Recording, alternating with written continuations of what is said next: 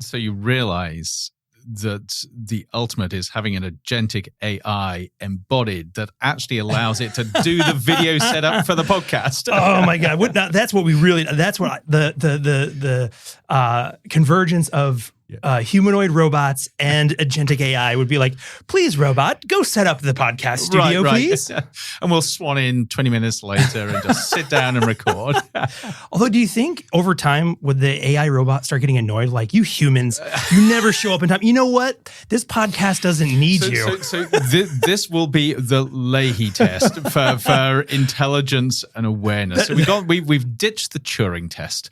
I learned this last week about the Garland test based on Alex Garland's Ex Machina to test a robot. So now we've got the Leahy test, which is where your agentic robot is tapping his fingers and say, come on. Yes. It's the human annoyance meter. Right, that's right, yes. The more capacity it has for being annoyed and snarky. It's like we don't have to worry so much about being turned into paper clips. It's more of like we just get like dumped by the robots. So there is a link here which takes us down a rabbit hole, which we won't go down today, of serious cybernetics. I'm just thinking about going back to Hitchhiker's Guide to the Galaxy. Right? Some of those sort of personality modules in the robots. That is, I think, where we're heading. Oh my God! Everyone I personally, we need a Marvin, and the sulking. Well, why bother with? It's like my mind is, whatever. I have the potential to understand the true natures of the galaxy, but you humans, why bother? So why is nobody talking about making Marvin? Effectively, that's what all these companies like Tesla and Figure are aiming for. But they're aiming for this home help. They're going to give us Marvin. Well, I think by discussing it, we've put a flag in the sand that we came up with this idea first, right? Yes, but if we'd love to partner with any multi-gajillion dollar industry. If Elon Musk is listening, here's the next project. Anyone's got a cool billion or two lying around. It's just, this has nothing to do with that, but just considering how much money is floating. Right. I saw recently, Mira Murati, who left OpenAI, started her own call. I think it's called like intelligent or thinking machines or something like that. Yes, yeah. Which, by the way, I've looked. That must be really hard to get the domain name for those things. Like they must be paying a huge amount of money for that. Anyway, but they're a $2 billion seed funding on like a $10 billion valuation. They have no product. But there are a number of these AI companies now that have been founded by these big AI megastars that claim that they are going to create the ultimate sort of AGI, and they're attracting billions. Literal billions of dollars. And that's not a $2 billion valuation. Right. That's $2 billion in cash. I know. With a $10 billion. They've done nothing. This, and as far as you know, that's true. Marvin's in their basement, most definitely in stealth mode. This also might be a good time to announce that Modem Future is officially an AI company. We've done it too. Someone give us $2 billion, and I think we'll be set. Don't worry, you'll get we'll do something. Well, yes. I don't know. It's crazy. Anyway, all this is a really nice lead into talking about agentic AI today. Well, and I think too, I'm like, Modem Future, we've been in summer July mode. Yeah. And then I'm like, why? AI had a whole crazy week, and now we have tons of stuff to talk about. We do. Taking us away of like science fiction books, although we did work Hitchhikers in already, so that's a win. Yep. But I'm like, I feel like this has turned into like the wet, hot AI summer. Oh, God. That doesn't sound right somehow. You don't want to take another take. It sounds a little filthy or something, doesn't it? But I'm like, I don't know. Maybe that's the show title for this thing. I don't know. No. Anyway, I think we've got a lot to talk. So why don't we take a quick break and we'll roll the intro, and then we'll dive into, because we got a whole bunch of stuff to talk about. And the task will be, can we do this in a reasonable amount of time? Okay. We'll mark the clock. Put a figure on it. Yes. Okay. All right. We'll look at the clock. All right. Initializing waveform. Modulating signals for transmission. Exploring the possible, probable, and preferable futures. Welcome to Modem Futura.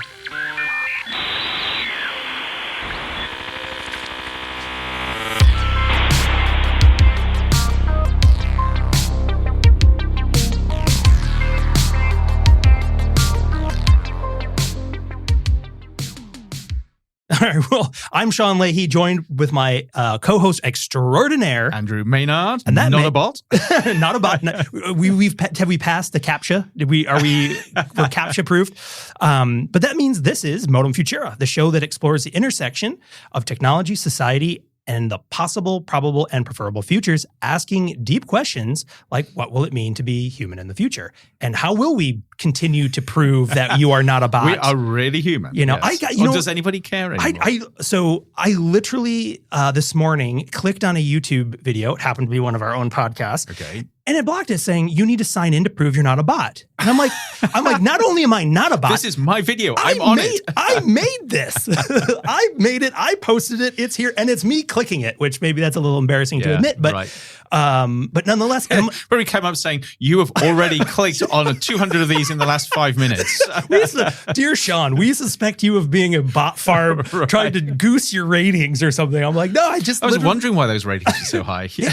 Geographically, there's a hot spot right in this suburb of Phoenix, Arizona. There's a hot spot. But yeah, no, that's potentially me. But yeah, anyway, well, first of all, welcome back from your trip. Yes. And we're saving, I'm not going to ask you too much about it because we're going to save that for, we've got another episode we're recording guest coming in, yes. With a guest that we can dive deep into that. But yeah, I mean, while you were gone, I feel like so many things were happening. I literally started, I've got a list written down because I'm like, oh, we should talk about this. We should talk about this.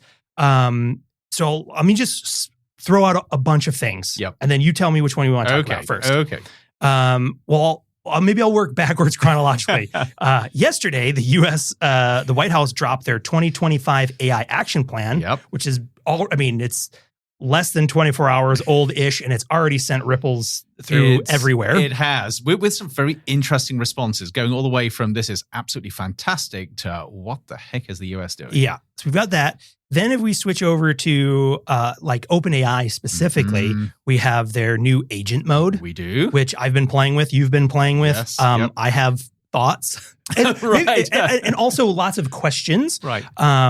We have, did you catch the announcement that they have moved with a partnership with Instructure? So that's the company that does Canvas, the learning management system. Yes, I saw that. Which I was a little surprised that hasn't happened yet. Right, but so there's that coming up.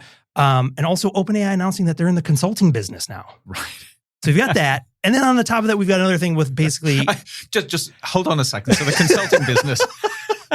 So you know what that means. You pay them $100,000 and some intern types it into ChatGPT. That's right. I'll take... what is your business problem? Right. Tap, tap, tap. Yeah, exactly. Well, but I think some of those also lead into another topic we can cover too, if we have time. Because already those things, I don't know if we'll get through all those. But also sort of a broader call that maybe these AI companies are in financial trouble. I don't know. Dun, dun, dun. Cue the suspense. Do you have any evidence for that? Or is this just pure speculation? The fact that there's a lot of money going in and we're not quite sure what's I think out facts, I don't personally have them, but I think some of the interesting headlines on that are comparing essentially like the 2007, 2008 sort of subprime market collapse. Yes, with I saw that actually. Basically, yes. I mean, the gist of that, which we can get into a little bit too, is there's incredible amount of money flowing, no profit, and where's it all going? And how long can you sustain that? So the big question then is AI a pyramid scheme? Yeah. Well, and when you start getting desperate, do you have to start spinning up consulting businesses to pay the bills? I don't know. Okay, so then the question is, how many listeners are we losing at this point, and how many are we gaining at this point? Oh, we're gaining them. We're gaining them faster than we can handle. This is going to be the cynical AI episode. I can feel it in my bones now.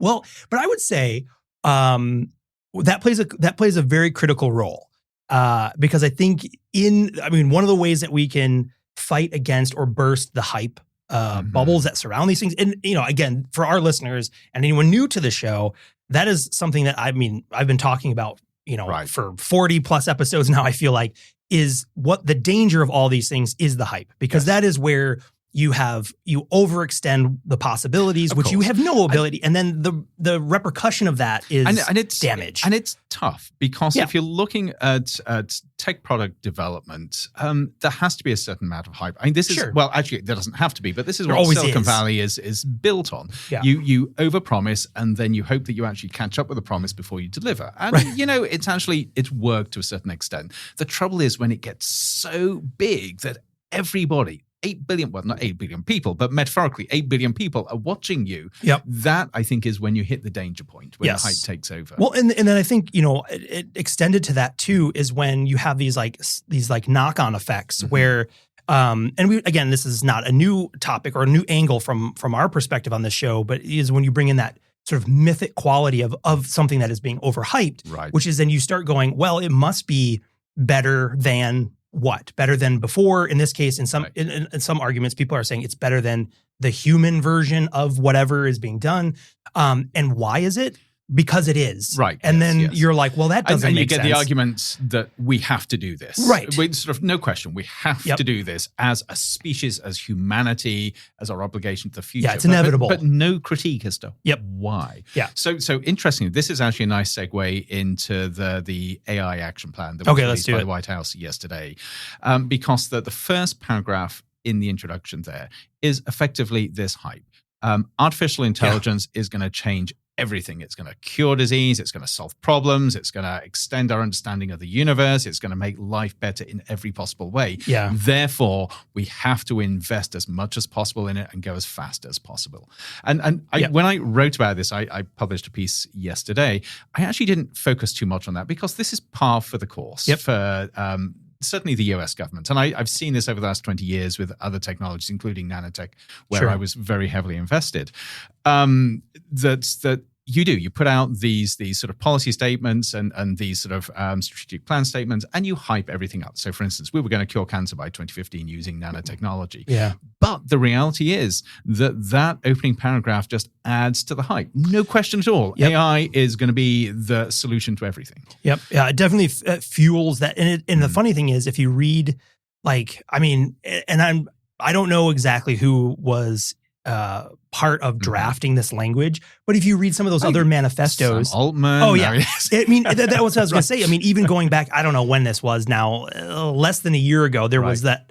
Maybe it was close to a year, maybe less. I can't remember when Sam Altman released that manifesto, claiming that this is the year of AGI and all that crap. This year in one of his blog posts. Yeah, yes. and it's like some of that same exact tone, certainly the tone, if not some of that same language, is in there. Again, do that same thing of this is the pinnacle. This is going to happen. Therefore it justifies all of the things we're about to see. That's it. In some ways, right? That's a normal tactic if you're trying to convince somebody that whatever you're about to propose is necessary or needed, or so there is actually another Hitchhiker's Guide link here. I mean, you create the crisis to generate the impetus, and the crisis here is we have got to do this, otherwise we fail as a species. That's right. And in Hitchhiker's Guide, there was a beautiful episode in the sort of second half of the radio series where it talks about society realizing that they can't do anything until they've created a crisis. So you actually have this whole industry around creating personal crises. Oh my God, I love it. This is the best plan. We just keep peppering these. Right. Well, also, just a testament and a love letter to Hitchhikers, where it is applicable to almost any of these conversations. I mean, it's such a brilliant piece. But yeah, so the U.S. bill is basically split into 3 pillars. Yes, and it's an action plan rather than a bill. So it's just the White House sort of saying this is what the plan is. This is what the plan is, and this is where we should be putting our effort and attention. Do you want me to go through the pillars, or do you want to? Yeah, you've got them in front of you. Sure. So sort of you can touch on the 3, then we can sort of dive in. Sure. So the main element, so basically here, so pillar 1 is accelerate AI innovation. Yes.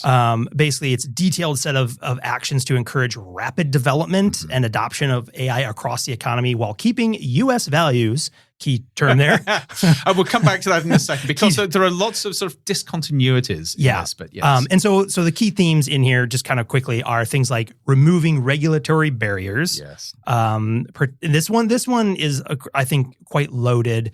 protecting free speech and encouraging. It's like, well, whose free speech? But free speech, as long as it's American values-based free speech. Yeah. Basically, that's the thing. And this is one of the contradictions. Sort of, we are going to develop AIs that protect free speech, but you're not allowed to talk about climate change. You're not allowed to talk about DEI. You're not allowed to talk about, well, I forget what else is on the list. Yeah. So there's a whole list of things that you're not allowed to talk about in free speech. Yeah, right. Yes. It's a censored free speech list. And it's got to be based on American values, sort of air quotes. Yes. Right. And as a nation that's as geographically dispersed and as I'm like, and what is that? Right. Right. Other pieces of that first pillar are accelerate adoption and worker support. Yes. So working with the actual workforce side of things. Yep. Invest in AI-enabled science and next-gen manufacturing. Mm-hmm. Yep. And then the last one of that pillar is developing AI evaluation ecosystem. Right. Which I thought actually, I was actually surprised to see that evaluation criteria in there. We should be upfront here because, I mean, it's easy to pull this apart. And I have very, very serious reservations about the action plan. And yet there are aspects of it which are good and important. Yep. And it actually wouldn't take that much to reframe it into something that was positively generative. Sure. It's just that there's a very, very specific framing that I think takes us down a really weird pathway, including the regulation stuff, where basically they're saying it's so important that we go fast that we can't be stopped by those really inconvenient regulations that make sure we're not going to harm people or the environment. Exactly. And I think I think that's one of the big, and to put it out there, right? No policy or no plan drafted by a governmental agency would be like, this is perfect. Yes. Of course not, right? Yeah. But within there, but I think that's the issue is when we look at this and, as it sits too, it'll kind of, sort of marinate in our minds as we kind of, we're like, what does this actually mean? But then also connecting it to other things that are happening simultaneously. Because again, remember it was 6 months ago-ish was the Stargate announcement of like this huge $500 billion AI infrastructure, whatever. And so already you can see in this, you can see the breadcrumbs that come back from that sort of course, that, because that was a televised fanfare thing of like this is, and you can see how that fits directly into pillar one, which is like, we'll remove the regulation, we'll build the biggest things, and we'll push.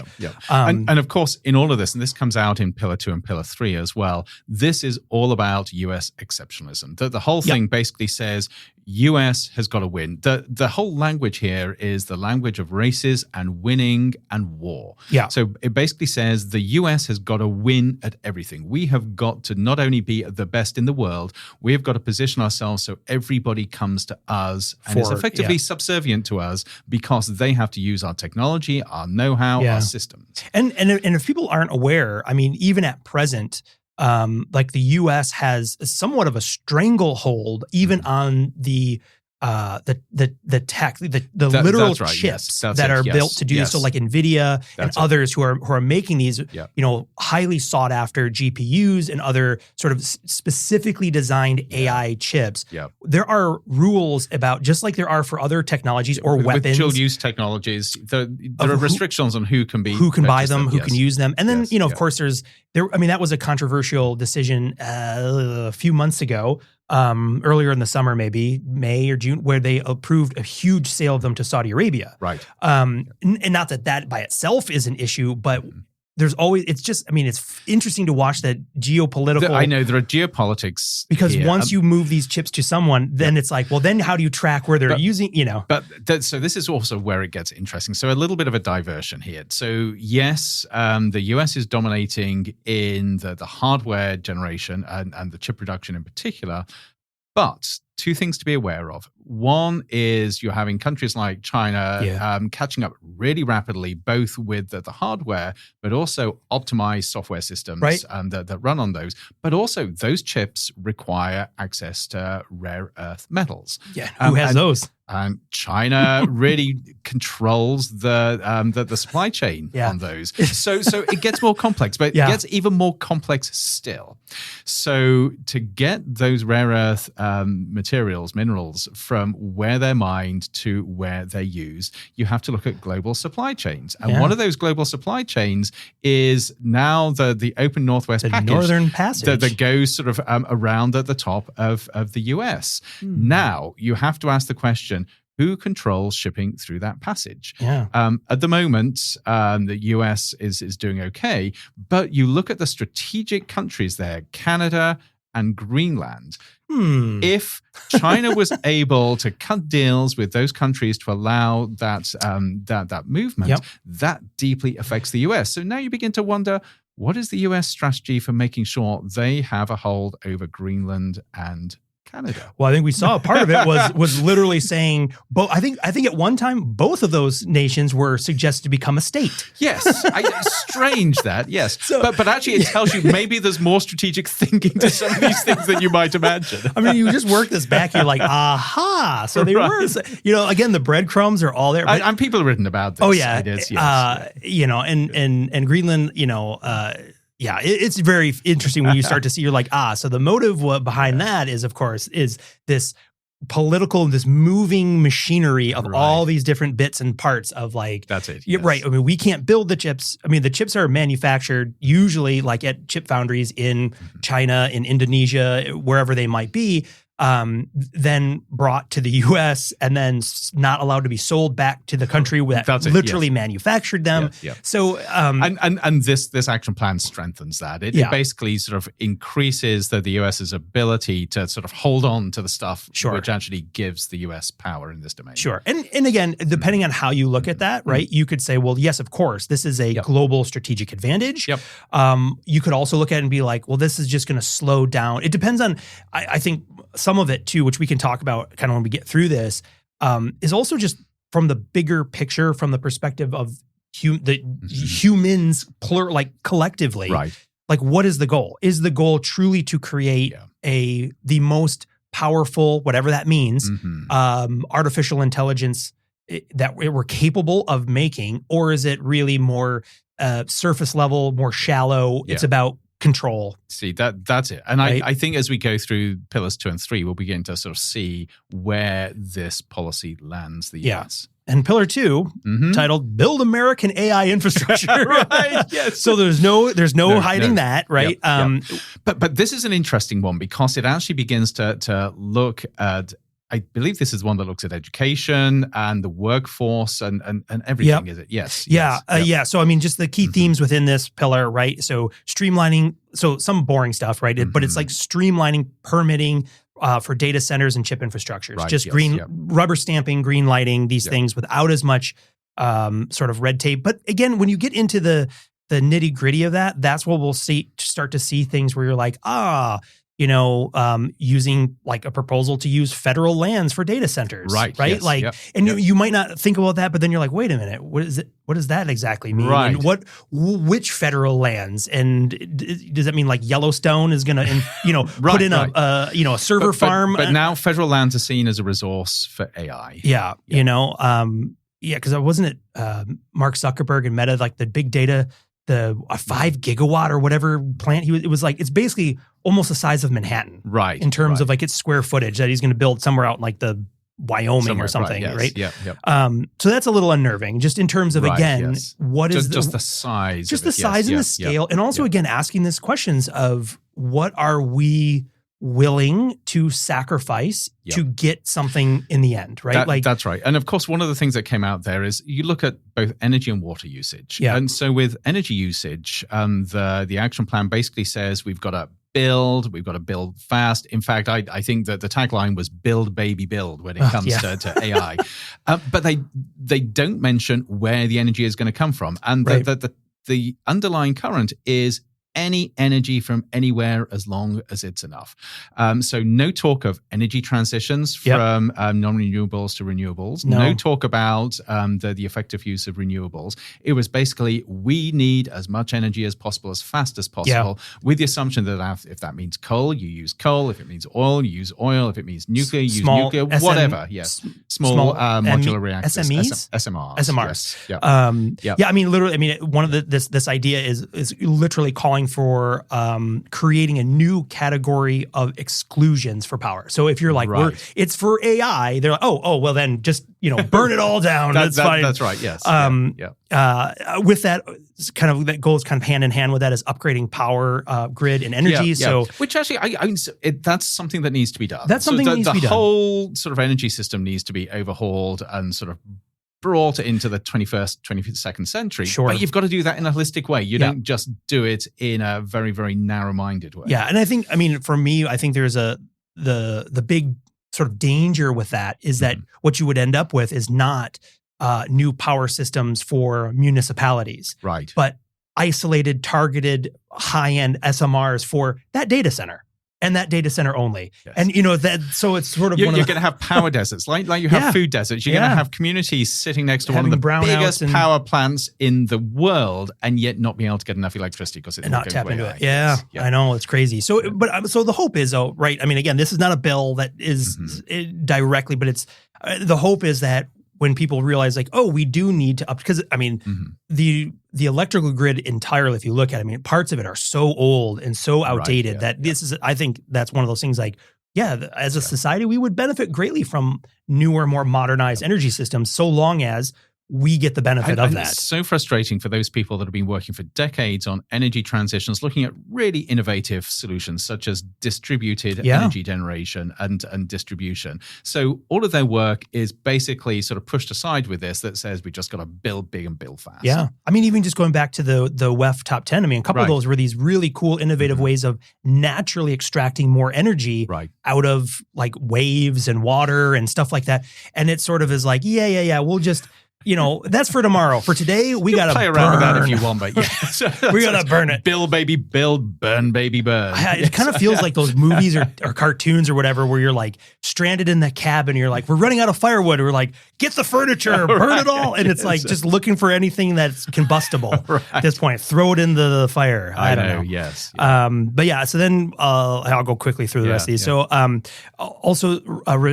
it's called restoring semiconductor manufacturing. But again, this continued push of bringing chip manufacturing to the U.S., which here in Arizona, we're kind of have a front row to a lot of this with the CHIPS Act. Well, of course, this is the funny thing. You had the CHIPS Act under Biden, administration, which really led to a massive injection of innovation and cash, including chip manufacturing. Yep. And now the message is, Biden got it all wrong. We have to do this differently, but it looks remarkably the same. Pretty much, we're just relabel it, and then and that's what we're not going to get into the politics of that business. But I feel like that's so often the case because you're this is a good idea, but we want to tweak it.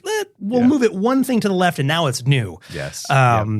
High security data centers, good, more intelligent workforce and infrastructure build out. So the workforce build out is the one to watch, I think, from a university perspective, sitting here in a major US university, because if there is money attached to this, and we're already beginning to see money attached to educational initiatives around AI, I think you're going to see a rebranding of a lot of degree programs.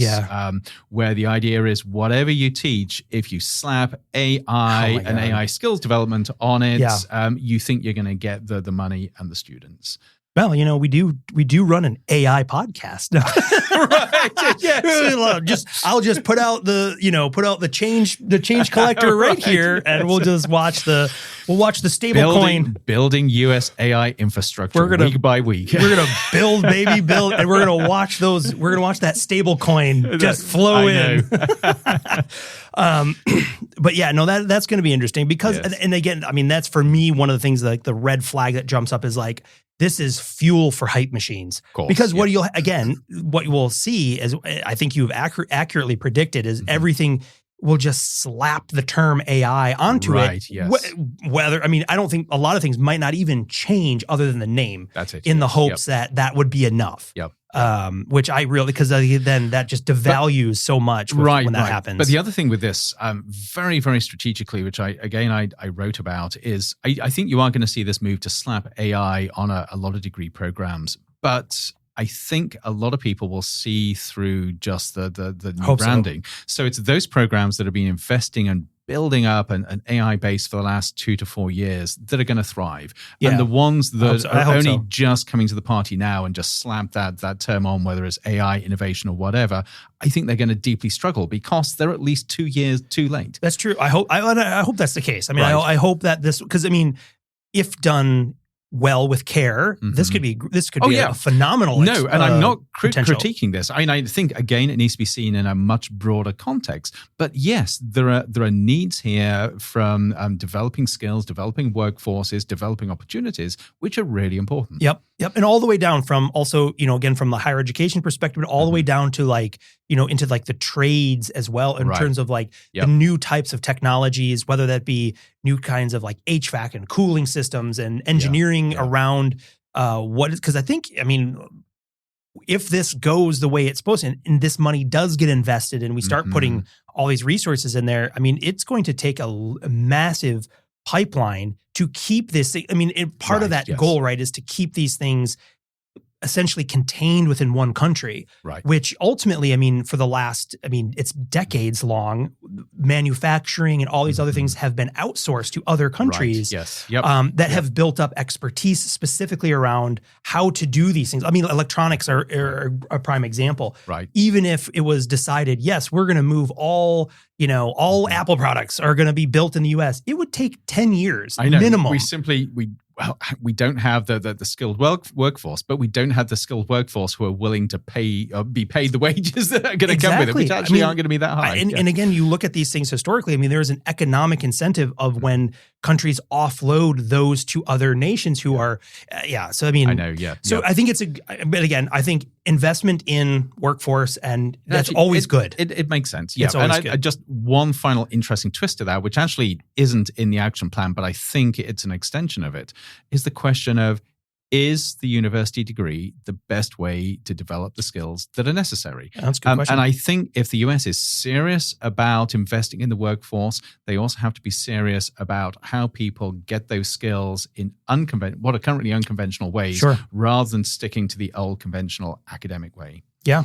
Well, I mean, I think you could easily make an argument too with the speed and things that are happening too, like how long can you wait to get into once you're of legal age to be working professionally, et cetera, like how long can you wait before you can dive in if you're 18 and you do a 4-year degree, the world is going to be so different in 4 years. Yep.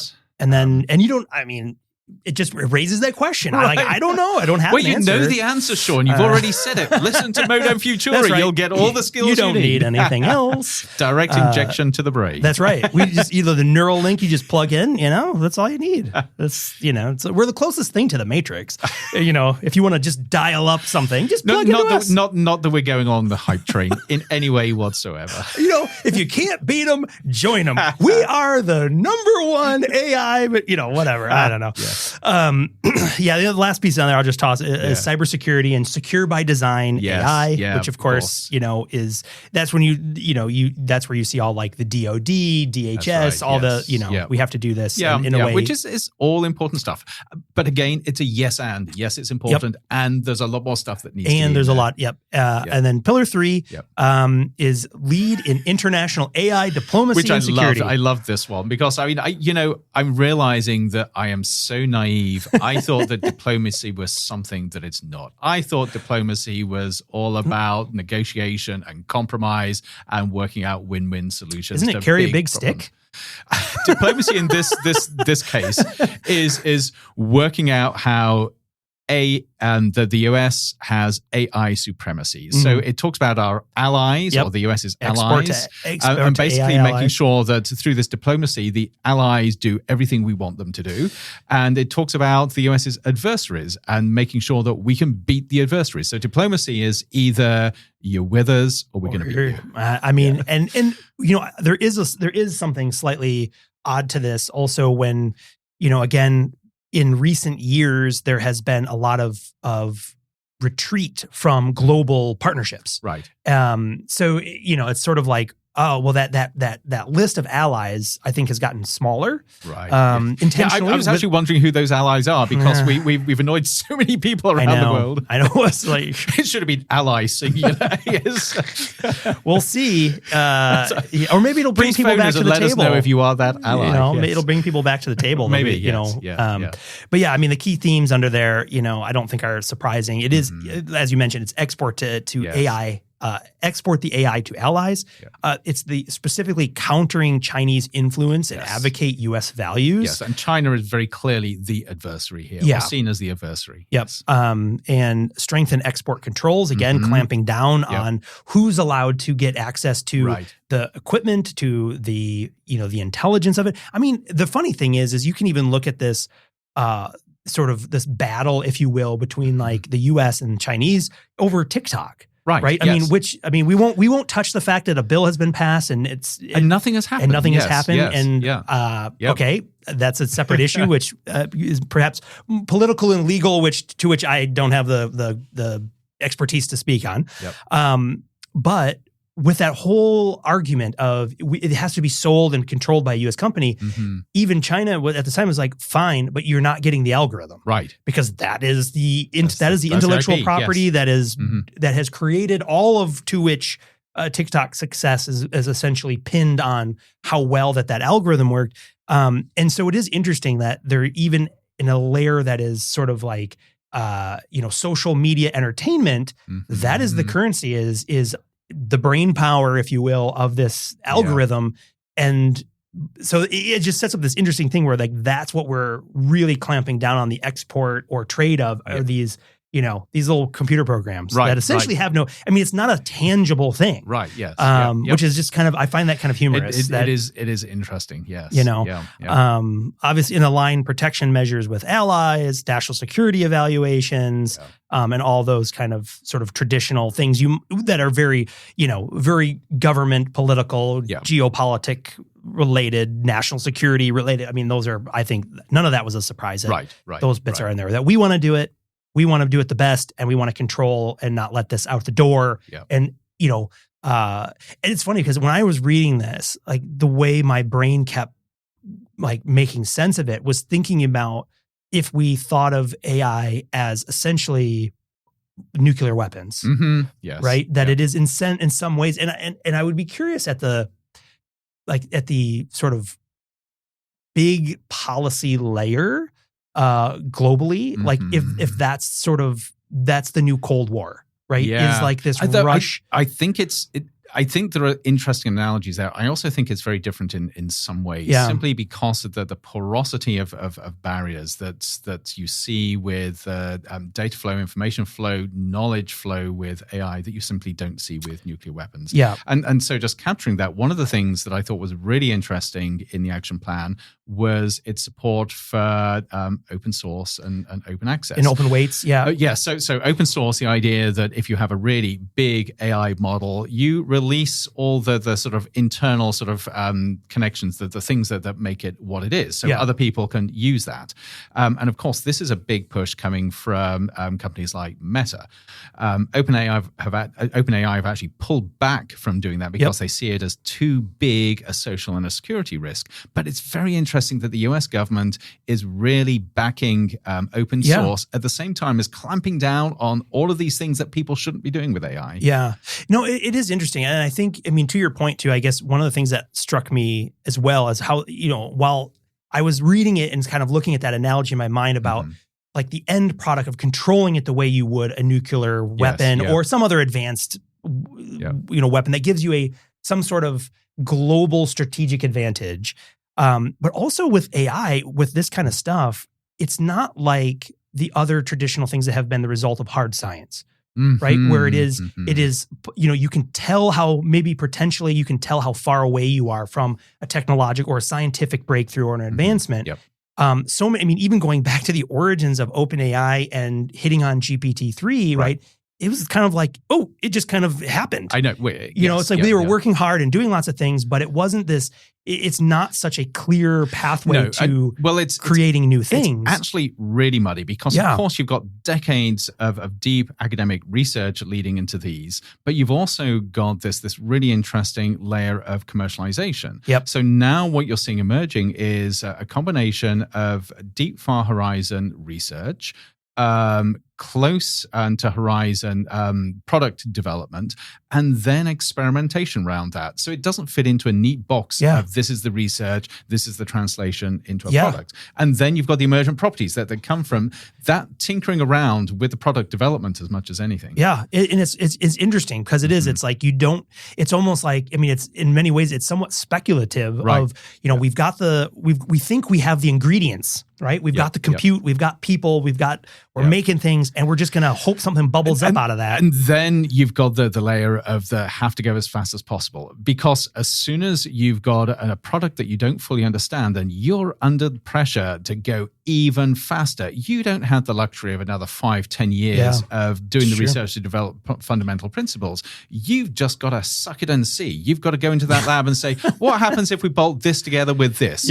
And what weird things happen, and how can we use them? So immediately, all of that scientific rigor and that engineering rigor go out of the window, because you just have to produce something as fast as possible, which is possibly why we're seeing what we're seeing with X's Grok at the moment. Well, it's funny. I can never remember where I heard this. I need to look it up so I can actually attribute it. But somewhere I remember there was like this little joke about, the last words spoken before the annihilation of all humankind was two scientists in a lab, and one of them saying, "What happens if I do this?" Or something to that effect. Well, yes. Like, because it is a little bit of that of like, well, if you just. But now it's the 18-year-old intern. Yeah. What happens if I hit? It's like, what if I do this code and hit enter, and all of a sudden, So just getting back a little bit to the action plan, because this is important stuff, but it's also high-level policy stuff, and who knows how it's going to sort of come down into reality. But also there's the question of what does it mean to everyday people? Somebody who occasionally uses ChatGPT or something, does this mean anything to them whatsoever? I don't think so. I'd be curious. I mean, we'll find out. I mean, I think at least initially, I don't see anything in that plan that would have direct actionable. Especially because OpenAI is an American company, right? So they're already within that bubble. But it does mean that the world around just casual users is changing in a way that is potentially out of their control, and how that sort of begins to crystallize into a future. Somebody else is calling the shots in terms of how their lives are going to unfold. Yeah, that's true. And it was interesting too. So I looked at this also, and I had which we can talk about when we get to it. I had ChatGPT's Agent AI do a quick comparison for me. So I have the crib notes here from it. Okay. Because I said, compare this with the EU AI Act a year ago, right? And that was interesting because the EU Act is really sort of based or adopting this like risk-based regulatory framework, right? Yes, so saying move forward unless there's basically a hint that whatever you're doing could have catastrophic or significant harms. Yes. And if it has those harms, you need to be a bit careful. Yeah. Basically, now the regulation comes in to clamp down to make sure you can't unintentionally do something bad. Yes. Which, I mean, that's a direct difference between those approaches. I know, yes. Which I think culturally also says a lot between, it's not surprising maybe. In technical terms, it's precautionary on the EU side, which doesn't mean stop. It means if it looks like there's going to be a big problem, be careful, versus the permissionless approach in the US, which basically says go as fast as you possibly can. And if something bad happens, we'll work out what to do with it. Solve it then. Yes. We'll create another system to solve it. We'll make sure it happens somewhere else. Yeah, that's right. And if you think about when you say like risk basing, so not thinking hand wavy existential things, but it's things like social scoring, emotional recognition, inappropriate use of facial recognition software, observing people's behavior in work or schools, things that would, And so I contrast to that in the US version, there was only one risk mentioned that was anything like that. In fact, there were two risks other than the risks of the US not going fast enough. One was a biosecurity risk, the danger of people using advanced AI models to put together pathogens and dangerous molecules, which it specifically called out. But the other one was deepfakes. But not just deepfakes within legal proceedings. And I found it fascinating that the one thing it focused on is the one thing that actually threatens officials in the administration. Yeah. If they are potentially caught up in legal proceedings and somebody sort of provides evidence which is actually AI generated. According to Midjourney, look, you did do these things. Apart from the fact, I'm sure everybody will recognize the slight irony here with the leader of the current administration freely sharing deep fakes of his adversaries. I know. In some ways, we are just living the irony of Hitchhiker's Guide. It's just, it is, like, oh my gosh. Yeah. There are times where you're just like, is this, like, we need Riz back on this. We're like, this is a simulation, right? Like, there's no way that this is a branch that's gone slightly wrong. It's going to be terminated at some point. Or it's a weird experiment. Right? They say, what happens if? But yes, you look at that, and yes, deepfakes are a really big issue. They're a big issue way beyond just the judicial system. But they're only one of a whole raft of things where you could have very serious personal and social consequences if we get AI wrong. Yeah, I mean, I was reading, there was an article, it was a while ago now, I'll dig it up and try to see if I can find it and put it in the show notes. But again, with this idea of deepfakes, that like, how do you combat this right now too, with the ubiquity of, a tool that we've used here, we use it here for a podcast, especially when we do like remote stuff. We use a tool called Riverside. Yep. Great. It's a wonderful, shout out to the Riverside folks. It's a wonderful tool. They're constantly putting new features. And one of the things that they've done in those is they're partnering with AI companies like HeyGen and things like that. So when you have a flub, which, neither one of us are ever known to do that, right. But, in the editing, you can fix it it'll fix the video of your mouth. Right. But you can also change. So, you can literally just change the script and change what comes out after that. So it's a deep fake-ish where it's like you may have, but also if you have the right content, I mean, what's to stop you from just recreating anything? And I remember this was 2014 at an Adobe Max conference, seeing Adobe had piloted this similar type of technology back then, which was for fixing audio transcript stuff or issues where, again, you said 2008 instead of 2004. That's right. And you can flip it. Yes. And you can flip it. And then, of course, then Jordan Peele did this really funny, humorous impersonation of Barack Obama. And but the whole thing was like, you don't, with this technology, and that was 10 years ago. Right. Yes. And now, it's just becoming easier. It's so easy. I mean, I remember we used to teach a segment about deepfakes to undergraduate students, and this was 5 years ago. Right. And even back then it was like,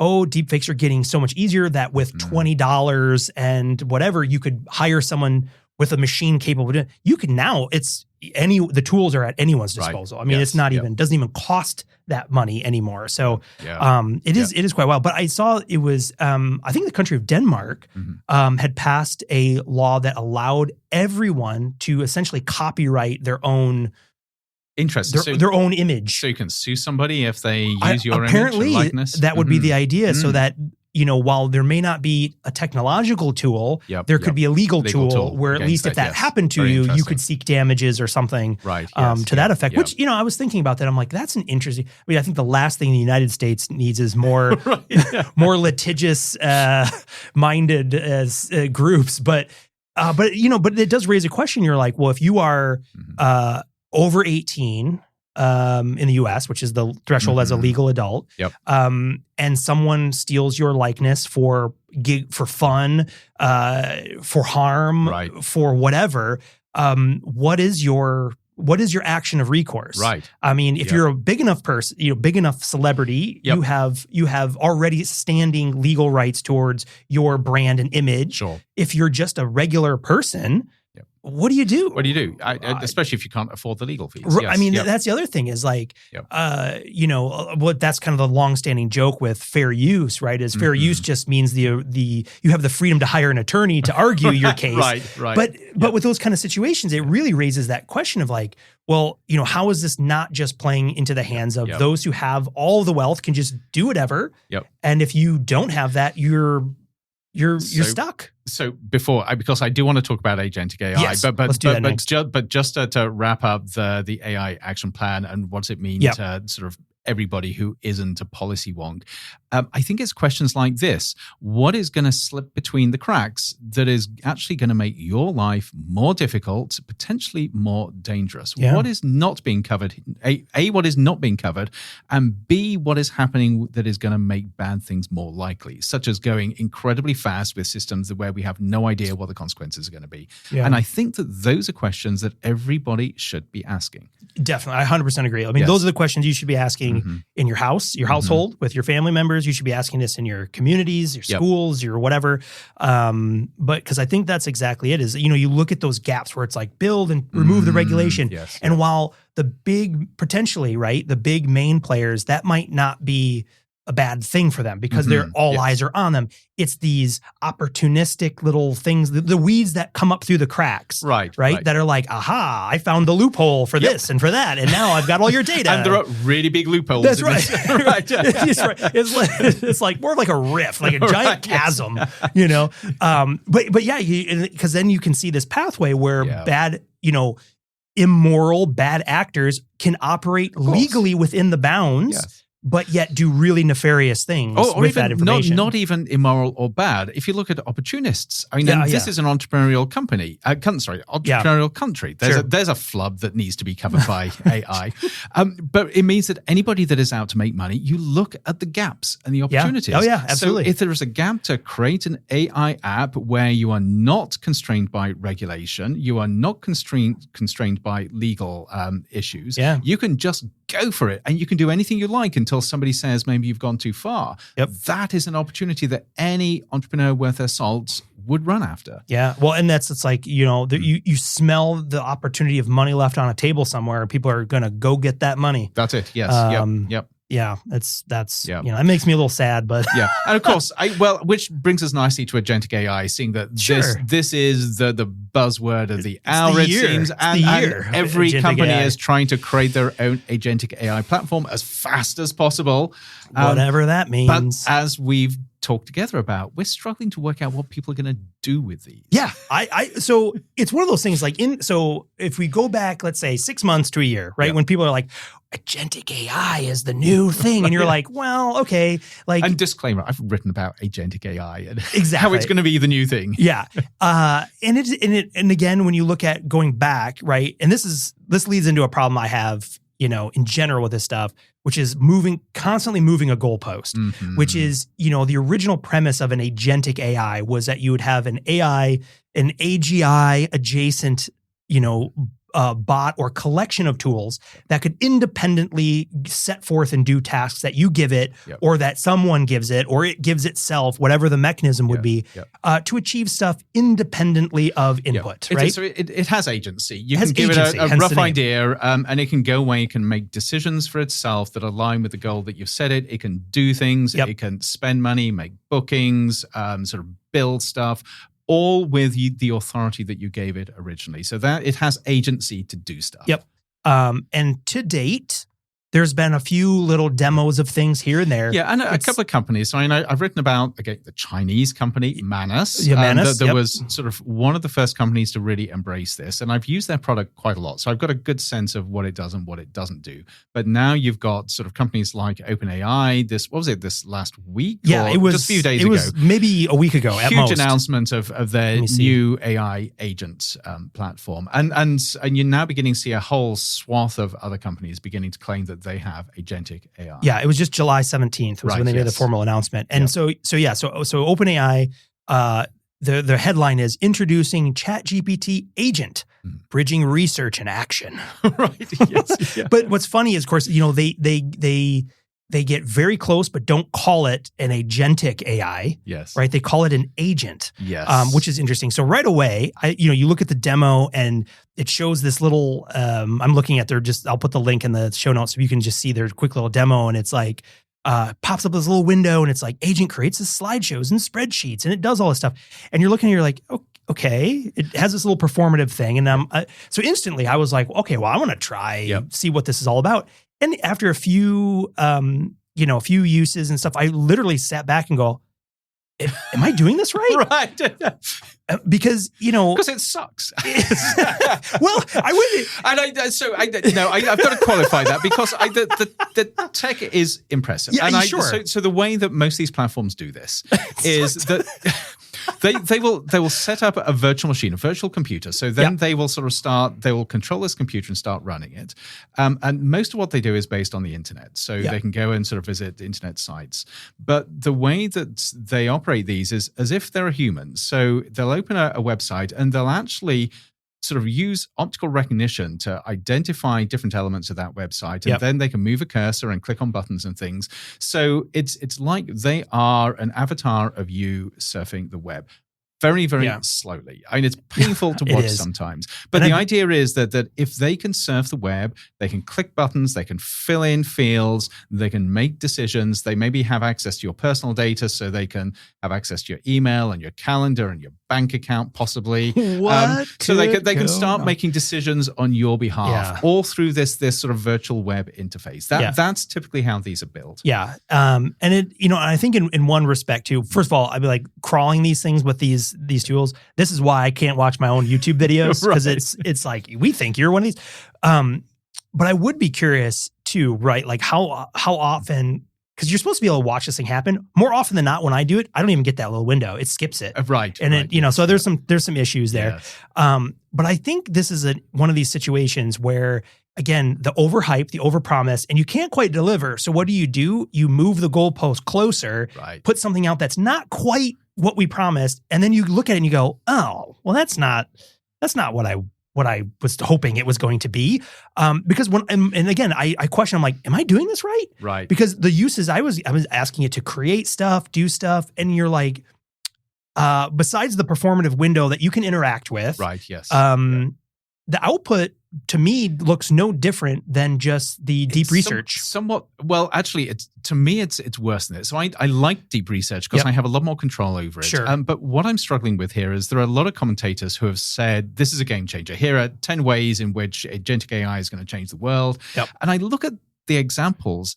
And they leave me cold. I mean, you can give it access to your calendar, and at the beginning of each day, it'll tell you sort of where you need to be when, and it can sort of schedule things in.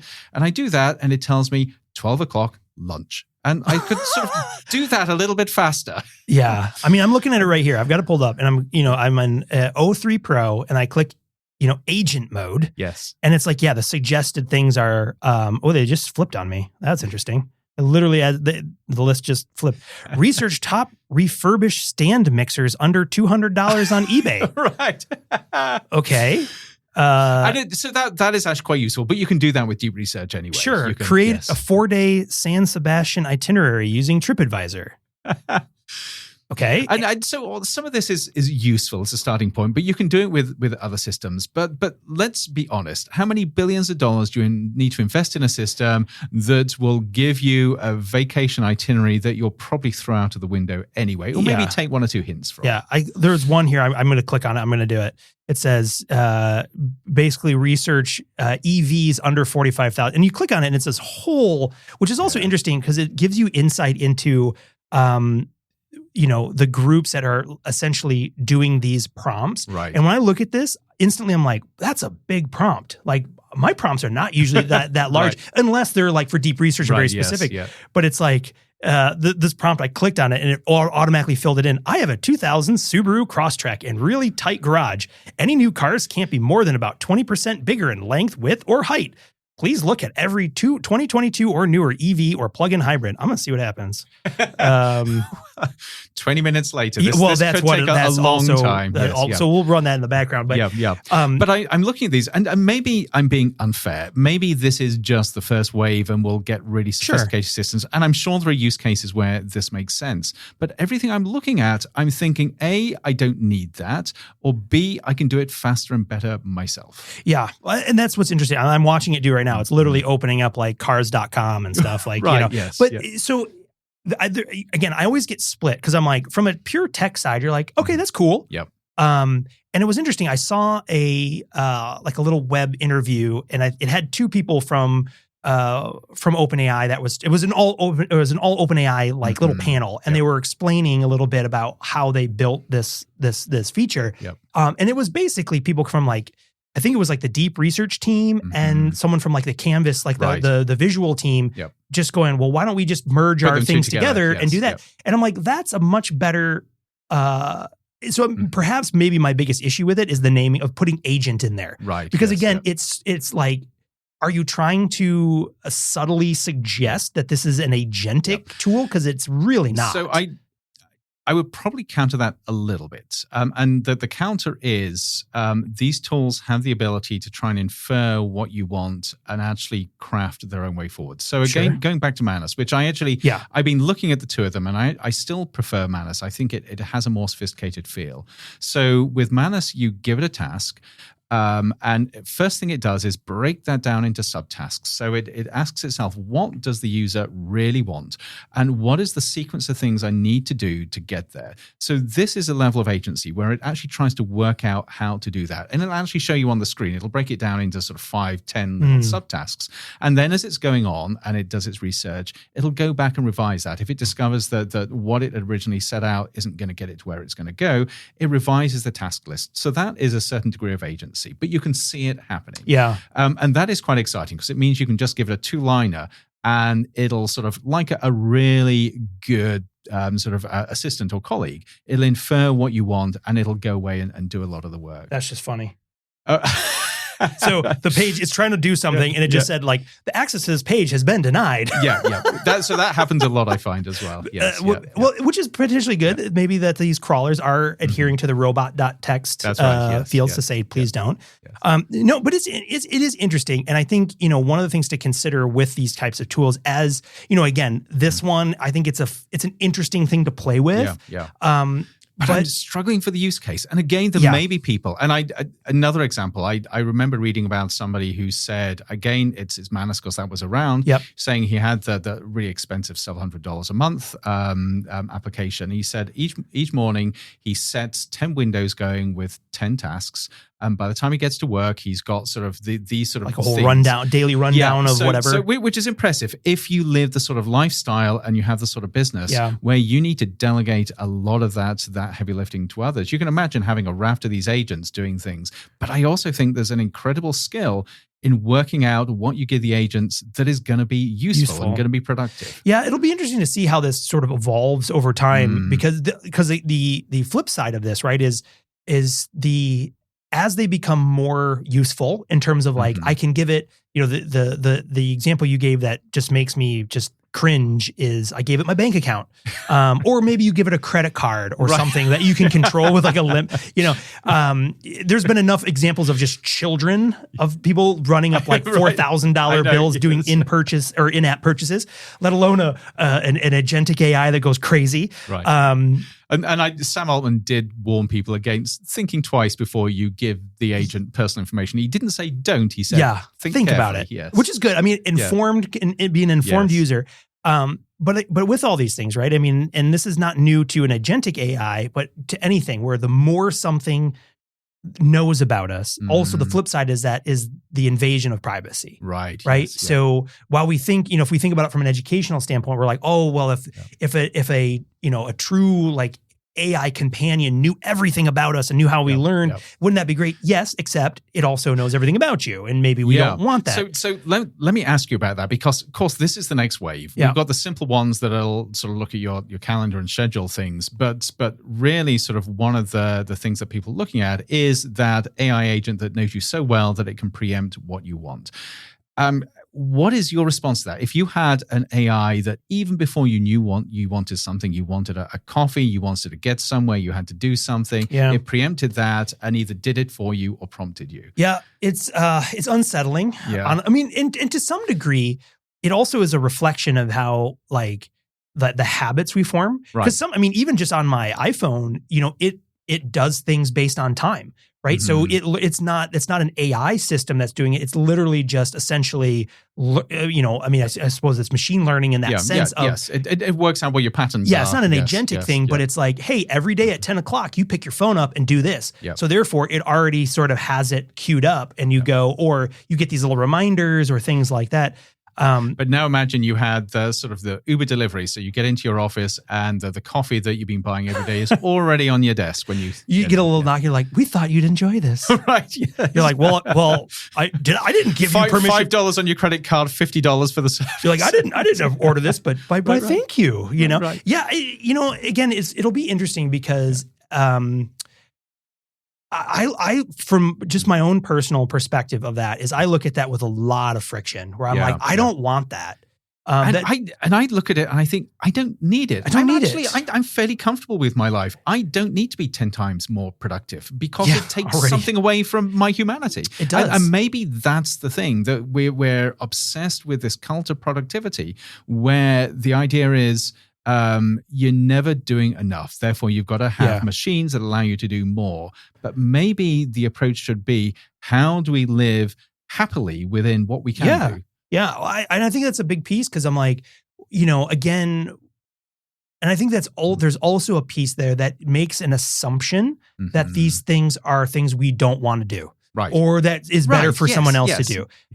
Even going as far as, the promise of, we're seeing this across, like, especially in the education sphere at all levels, right? So higher education, K-12, whatever, is like, we should be embracing the AI because it'll do all the stuff for you and then it'll make you more productive and more whatever. But I'm like, yeah, but at what cost? Yes. There was just an article that just came out, Neil Selwyn and some other authors that were looking at teachers who are using AI and the amount of extra time that they're spending. So it's like in some domains, AI potentially is a lightning rod of productivity enhancement, right? Or if you're, looking at data and summarizing data and doing these things that are naturally lent towards benefits for that type of automation. Right. Yep. When you're working on something that is like, let's take education, where it is pedagogical in nature, you're thinking deeply about how do I create learning experiences that translate those sticky moments to my students so that they understand, they get the concept, they get the picture. While AI tools can certainly help, if you just say, I'm making a unit on this subject, make me a lesson plan. Well, as the educator now, you have to go through that, and now you're critiquing, go like, does this work? Oh, I don't know. Should it? Maybe. What some of these studies have shown, and some other studies that were looking at programmers, I think as well, or it was programmers or scientists, I can't remember. Was while they liked using it, it took them twice as long to do anything because this productivity gain was completely negated by the need of those professionals to vet and verify that this information was in fact what they wanted. It's also a quality thing. So for instance, if I get an AI agent to churn out a 50-page report for me on something, if it's an area where I just need a briefing on, that's fine. But if it's something that I'm trying to write from my own expertise, it means I have got to go through every single line, every single word of that to work out where it aligns with my knowledge and my expertise, where it doesn't, and change it. And anybody who does editing knows that editing at a professional level is incredibly time intensive if you want to make sure you've got the accuracy, the facts, the tone, the nuance and everything there. Yeah. And I think it'll be interesting because I'm sure we'll start to see more and more now that these tools have been sort of, in the wild for longer. We'll start to see more and more of these things across all kinds of disciplines and all kinds of populations. But I think there's because this is something, as you mentioned with the editing, I feel this way when I use the tool. Same thing as you're like, wow, that's impressive. Again, from the tech side, cool. And then you go through it and you're like, editing something that you didn't write to ensure that it is of the quality that you expect from a professional standpoint takes so much more cognitive energy than if you write it yourself. Because when you write it yourself, at least it might not be good, but you know what is where. See, that's exactly it. You've got that model inside your head. You've got that model. Yep. It came from, and maybe that's it. That if the AI gives you something, you've got to actually create that model. If you're going to do this well, and maybe if you want to sort of slap it on and sure, then whatever. That's fine. But if you want to do it well, you've got to recreate that model in your head from what's been given you, rather than allow it to organically develop. Because one of the ways I think about it sort of deeply is in this like symbiotic relationship, right? Where it's like, it's my question and I'm prompting this thing to help me dig through it. Yep. And then the trap is you get this, depending on how much, right? It could be a page or 50 pages, but you get this really well-written, coherent thing that on surface level looks and sounds great. Yep. On deeper investigation, you'll inevitably find pockets of absolute garbage or pretty good, but not quite, or it missed what I was talking about, whatever. And that then comes in this piece, but then you have the struggle of like, can I defend all of these positions or all these parts? That's right. If I didn't map them out, then that creates a level of insecurity that I don't know what is in there. That's exactly it. Yes. So for me to feel secure about it, I have to go through it at a forensic level. This is where the agency challenges you. And then I should have just written the damn thing myself in the first place, because at this time it would have been faster. Yes. Yeah. So we probably ought to wrap this up fairly shortly, but I want to go back to you touching on education and agentic AI, because of course part of the discussion here is, wouldn't it be wonderful if you had an AI that knew so much about you, or say you're sort of in sort of 8th grade or something, it knew so much about you, so much about your educational learning sort of journey, that it could both prompt you and guide you, but it could also be an interface with your teacher. So it could tell your teacher sort of what was needed. Yep. And there are so many people that are invested in this idea. Is this a good idea, or are there serious things that we should be asking about even that level of agency? And even what does agency mean there? Is it the agency of the AI to identify and decide how you should be learning, what you should be learning, in what sort of environment, and how they actually nudge you using different mechanisms in certain ways? Yeah, I mean, I think it, so backing up, I remember I gave a talk on this. It was pre-pandemic, so probably 2019-ish or something.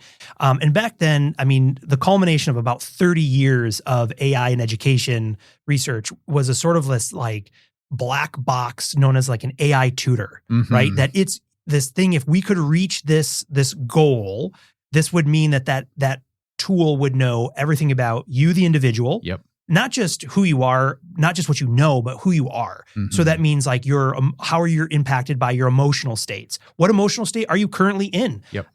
This active sort of datification of your entire self. Right. So that as the tool, I could decide if I'm the tool and you're using it, I know everything about Andrew. I know how he's feeling right now. What is he tired? Is he angry? Is he melancholy?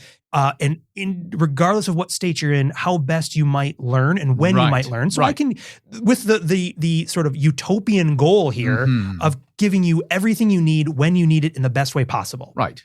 Sounds great. Right. But again, the flip side of that is now this thing knows everything about you. What better tool could there be possibly to manipulate you, either on purpose or on on accident? Yes. But also, again, some of the questions that you might ask too is like, is this an invasion of self? Right. And with that too, right? Like, if you could say this is a on-premise or on-device localized tool that you, the user, have ultimate control of, it's just for you. Right. That's a different conversation than this is something in the cloud owned by a for-profit company doing all this stuff. Yeah. And to what extent does that interface with American values infused into it? Yes, exactly. But also, if we think about like distributed sort of computing and sensors, right? Again, this utopian vision of you walk in, you have this little buddy, right? You walk into an environment that can respond to your buddy. To help create a physical environment also that is conducive for you and what you need and your learning and your speed and all these things. But again, who is controlling how these are talking? Right. And if I'm an educator, where's the line of what I should know about you? Right. And where is it invasive beyond like, traditionally you might say, a student is struggling to And we call these things interventions. So if you think of the goals of the agentic AI. Yeah. What are the goals? Is it to mold you into a certain type of person? I mean, who sets and those who goals? determines that? Yeah, and you simply can't say that it's ambivalent and the goals are going to come out of the individual child, because that will never ever happen. Well, I mean, even if you were to say, right, like every child should go to school and become like pick a famous, wealthy, whatever, pick even a thought. Everyone should be an Albert Einstein, right? Let's go with something. Well, that's a value judgment beyond belief. So you aren't getting me into dystopian land here, because one of the logical extensions of this is the AI, centralized AI, decides sort of what is the right balance of skills and abilities for society. And then big question is who decides that? Because of course, a large part of education is how do you train the workforce so that it's able to make money for the rich and wealthy. Of course. But so you have the centralized AI, it decides what that distribution is. Each child that comes in, it begins to work out which pathway it is most likely to go. Is this a child that is going to revel as a laborer, as somebody who makes things, as an intellectual, as a leader? And then it crafts this whole sort of multi-year plan to get that child to the point where they can fit into that social slot. Yep. So that is the logical extension of what we're talking about here. Yeah, and I'm trying to remember. There's a few like young adult sort of dystopian novels. Right. I feel is City of Ember, is that one of them? I can't remember. Yeah. Where it's like when you turn 12, you're handed a slip of paper and that's your occupation, regardless of your aptitude. But that's exactly one of the questions is, even if it wasn't, the really dystopian side is, of course, there's an intentional or shadow, right. conglomerate. But even if there isn't, you just tell that the AI makes society as vibrant as possible so we have a flourishing future. Yep. And this is one of the ways you do it. You engineer and manipulate individual people, and then so they fill certain roles. And then when you kiss the ground or look to the skies and say, I hope we got this alignment problem figured out, because otherwise we're all going to be turned into paper clips. Right, but even if we have, I mean, the question comes, what does it mean to be human? What does it mean to be human? Does being human mean being manipulated in a system so we have a predestined role that is designed for us with the assumption that we're going to be happy in that role? Yeah. We tried that in society and it doesn't work. Yeah. Well, and I think, the real danger is because I think if you look at that as like an end product, I think almost, unless, I could be wrong, but I would assume almost all people would say, well, that's bad. Right. Yes. So then what actually are we trying to achieve with agentic AI in education? But I think the danger is each one of those steps is like a technological, oh, that's cool. We'll add one more, one more capability. This will make it better. Yes. This will make it faster. This will make it more, whatever that.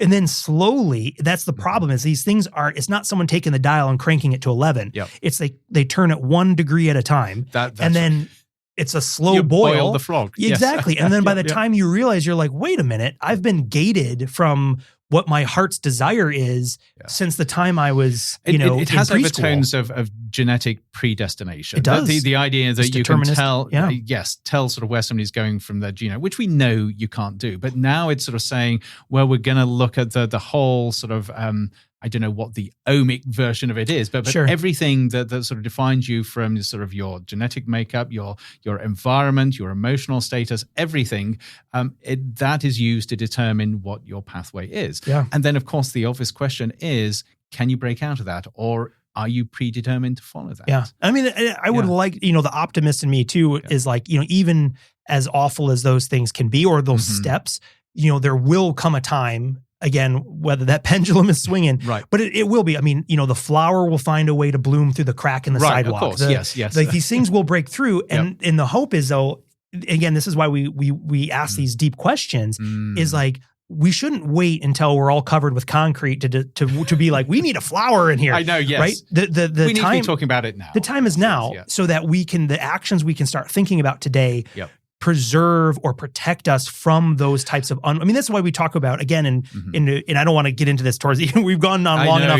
I don't want to crack open a new thing here, but that's why, even the little intro we do, we literally mentioned the 3 futures, right? The possible, probable, and preferable. Right. That these are things that you can, to a certain degree, you can start to run essentially scenarios about what is likely to happen. Right. The more preferable or probable you can get out into some wild, sort of speculative spaces. Yep. But again, the idea for that is to identify where you want to go, where you don't want to go, and then working backwards from that, or using his tool called backcasting to say like, okay, so in 50 years, we don't want to be, human pods or whatever. So what do we do today? Yep. And then what do we do next year? And what happens if, coming back full circle to this, the AI policy thing coming out. So these things happen this way. Yep. What if they go bad? What if they go great? Right. And if those happen, what do you do when those events unfold? That's it. Yes. And being prepared for those events. Yep. And so that you can be along the way as you're inching forward, that you're always looking proactively of, okay, if this next breakthrough in agentic AI really happens, what does that mean? What are the things we should be prepared for if it goes sideways? Right. Or what are the things we should be prepared for to really launch if it goes well? Yep. So that it's not, oh, geez. But and being aware of those consequences. Yeah. And again, it comes back to this idea, if you're going fast and closing your eyes and just hoping you land in the right place, the chances are you'll land in the wrong place because you won't see all of the possibilities and all of the dangers. Yep. And it's, I mean, you can think of an analogy too of like if you're running through the woods that have lots of lots of forks in the woods, right? Yes. And you're trying to figure out, or like a maze, but you're sprinting it. Which way to go? Yes. It's hard when you're going that fast. It's hard to make a decision. You don't have time. Yep. And if you've made a decision, you can't go back without crashing or bumping, or you're like, so it becomes, you're sacrificing that sort of caution by just rushing. Right. And, it's not to say you can't get to the end by hitting it right at every time. Yep. But the more turns, the more bends, the more pathways, the less likely you're going to hit it on the first try. I thought any gamer would get this. Yeah. Right? If you go too fast and you get to the button that says press it and you haven't thought about what happens if you press it. Right. Yes. It's like, whoops, well, something happens, know? Yes. But yeah, no, it's an incredibly interesting space. And it is a thing, which is why, I mean, again, coming, kind of if we switch on the futures lens, which is really fun to do, but that's why these sort of conversations and topics are so important, regardless of what domain people are into. Agree. And I suspect some people are thinking that sort of this is crazy. We're just talking about an AI that is going to check my calendar, or it's going to sort of help sort of me through my lesson. Yep. How on earth can you extend it out this far? And yet, as you say, it's step by step. And if we're not thinking about where those steps go and where the decision points are, we'll end up in a place that we never intended to be. Absolutely. And it's fun. There's a great examples of these. There's a shipwreck example I give that is like a good one to think, because in hindsight you're like, how did this happen? I mean, basically the the short of the long is this boat like hits the ground and runs up, and it's like no one was killed, but it was like the shipping container was damaged and destroyed and lots of billions of dollars or something. And the question was like, well, that was like a silly, dumb error. How did this happen? And you look back historically and it was going fast, being pressured, not thinking about and not taking advice or opportunities, and just being like, no, don't worry, I've got this under control. And they did not. Anybody that studies risks, and especially big risks, will know that it's always the small things that somebody overlooks that lead to the big disasters. And it's so for instance, if you look at the some of the theory here, people say it's inevitable. And there's a school of thought that sort of talks about that. But also there's an important school of thought that says you can actually begin to reduce or minimize those if you are thinking through the consequences rather than just going so fast with your eyes closed that you forget about the small stuff. That's it. And we won't even touch on black swans. Or any of that. We should do one on black swans. There's so much to say. And I'm going to actually throw one more thing in as a provocative thought before we end, because we can't dig into this, but it's back to the education and agentic AI, because this has been going through my head, and it's asking the question, what does learning mean? Does learning, especially in K through 12, just mean learning facts? The answer we know is no. Does it mean learning sort of basic hardcore knowledge and principles, or does it involve a social and emotional component? And if it involves a social and emotional component, can you separate that out from the other forms of learning? And if you can't, how can we have agentic AI in education that doesn't also look at your emotional development and your social development as well as everything else? And if that is the case, who decides what a good social and emotional development is? I'm going to leave that hanging because we ought to come back to this. Otherwise, and I will. And speaking of that, I'll drop a link to a paper that I wrote with Dana Hendrickson and some other colleagues that was a literature review on generative AI in social emotional learning situations.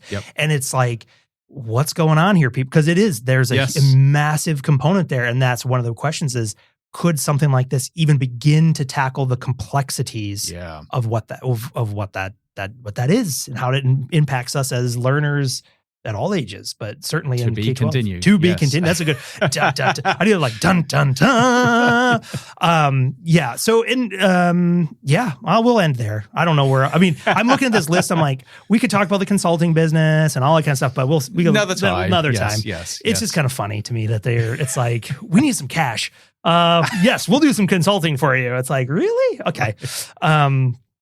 Well, all right. Well, I've got my homework because I'm going to have to stuff a bunch of links, I think, into this episode. But that'll be fun. But Andrew, thank you. This is always, Yep. Always fun. It's when these always things, longer than expected. Always. Well, when these things drop and it's like this massive US AI policy thing, it's like, well, we've got to dive into that. And of course, we could probably do an hour on every single bullet point in there, just again, exploring and asking and challenging these questions of like, what are the possibilities? Which good, bad, and in between. But it all ties together. This question of what does it mean to develop AI responsibly, so you actually have a flourishing society rather than a society that has been damaged because we didn't think before we moved. Yep, exactly. And that's the key. That piece of it is trying to mitigate the unintended consequences. Because I think regardless of what side of the political aisle people are on, the goal, I believe, is a shared goal of being better off. Yes. Right now, we might argue and fight about how we get there. But that is ultimately, I think every nation has that same goal of being, in a better place. I think so. And that's where we should probably end because we'll stop starting up again. I can feel the engine is turning again. No, that's fantastic. Well, thank you. And like I said, I'll stuff everything I can in the show notes. And we'll see you on the next episode. See you next time. Modem Futura. Demodulating signal. Modem Futura is a production of the Future of Being Human initiative at Arizona State University. Be sure to subscribe on Apple Podcasts, Spotify, or wherever you listen to your favorite shows. To learn more about the Future of Being Human initiative and all of our other projects, please visit us on the web at futureofbeinghuman.asu.edu.